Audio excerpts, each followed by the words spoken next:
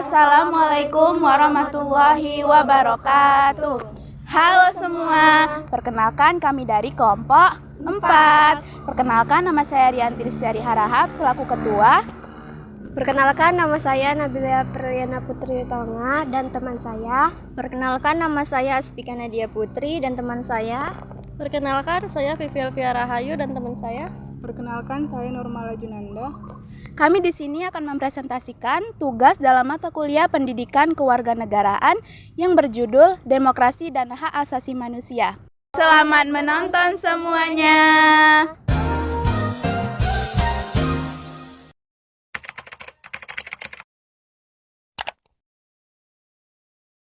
Demokrasi adalah sistem pemerintahan yang dimana kekuasaan tertinggi berada di tangan rakyat, baik secara langsung maupun melalui perwakilan yang dipilih melalui proses pemilihan umum.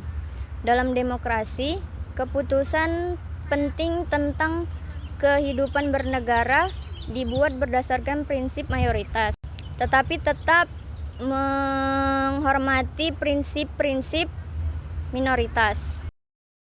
Pemahaman tentang demokrasi terdiri dari beberapa hal.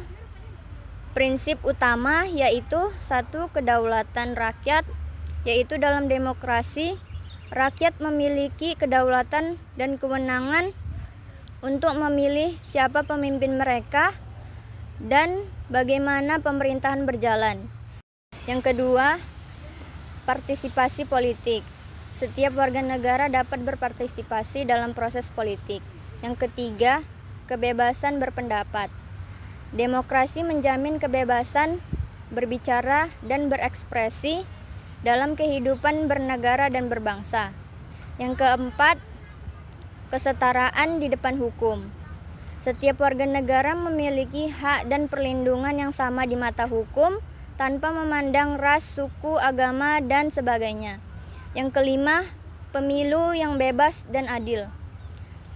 Proses pemilihan pemimpin dalam demokrasi dilakukan secara langsung, umum, bebas, rahasia, jujur, berskala, dan transparan. Dengan demikian, demokrasi adalah sistem yang mendorong keterlibatan warga negara dan memastikan pemimpin bertanggung jawab kepada mereka.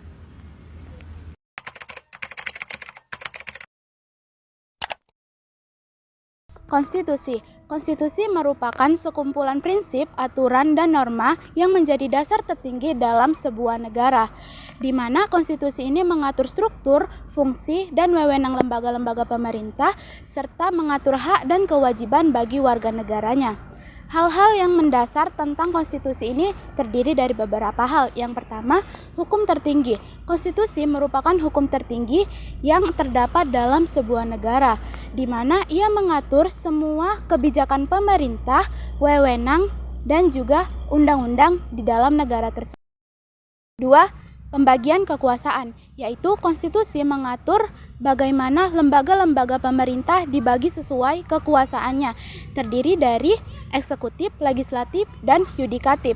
Hal ini dilakukan supaya tidak terjadinya penyelewengan kekuasaan. Yang ketiga, hak asasi manusia, di mana konstitusi ini menjamin dan melindungi hak asasi manusia bagi para warganya. 4. Struktur dan fungsi pemerintahan, yaitu konstitusi mengatur bagaimana pemerintahan ini diorganisasikan dan bagaimana hubungannya dengan lembaga-lembaga pemerintahan yang lain. Hal ini terkait dengan prosedur pemilihan, masa jabatan, dan pengambilan keputusan. Yang kelima atau yang terakhir yaitu proses amandemen, di mana konstitusi ini juga mencangkup prosedur untuk mengubah atau memperbaiki isinya. Hal ini tentu memerlukan pengawasan yang ketat agar perubahan tidak dilakukan secara sembarangan. Contoh konstitusi yang ada di Indonesia yaitu Undang-Undang Dasar 1945. Dengan demikian, konstitusi merupakan kerangka dasar agar negara tersebut berlaku secara adil, transparan, dan bertanggung jawab.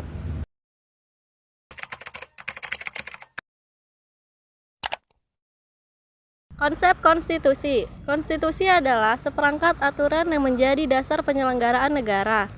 Konstitusi mencakup prinsip-prinsip dan kebiasaan politik yang sudah diterima dan diakui.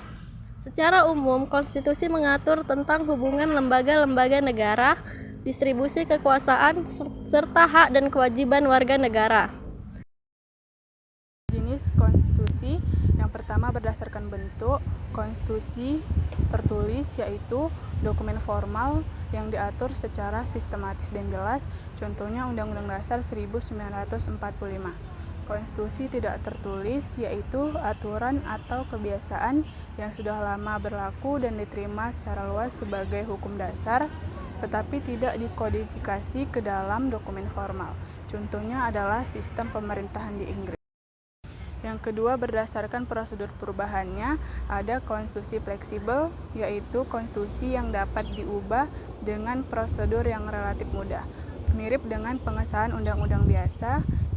Contohnya adalah konstitusi di Inggris.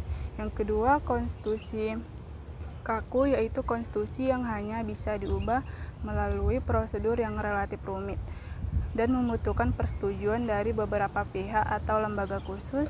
Contohnya adalah Undang-Undang Dasar 1945. Ketiga, ada berdasarkan isi. Ada konstitusi normatif. Konstitusi normatif yaitu konstitusi secara konsisten dijalankan dan ditaati oleh pemerintah maupun rakyat. Yang kedua, konstitusi nominal yaitu konstitusi yang diakui dan ada secara formal, tetapi dalam praktiknya tidak sepenuhnya diterapkan. Yang ketiga, konstitusi semantik, yaitu konstitusi yang hanya bisa digunakan sebagai alat legitimasi merujuk pada sejauh mana masyarakat bisa menerima dan mendukung kekuasaan atau pemerintahan sebagai otoritas yang sah. Tujuan konstitusi. 1. Menjamin hak asasi manusia. Konstitusi melindungi hak-hak dasar warga negara dari penyalahgunaan kekuasaan oleh pemerintah. 2.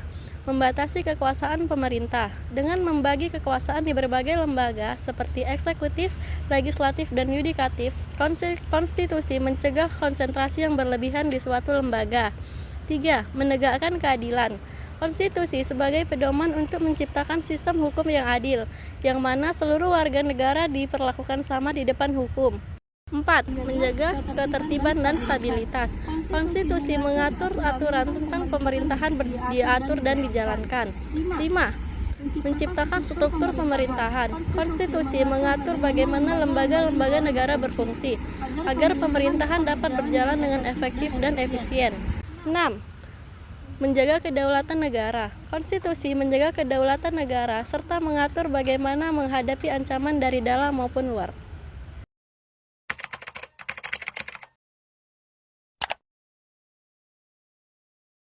Konstitusi Indonesia, yaitu Undang-Undang Dasar 1945, mengandung sejumlah nilai penting yang menjadi dasar dan pedoman dalam kehidupan berbangsa dan bernegara.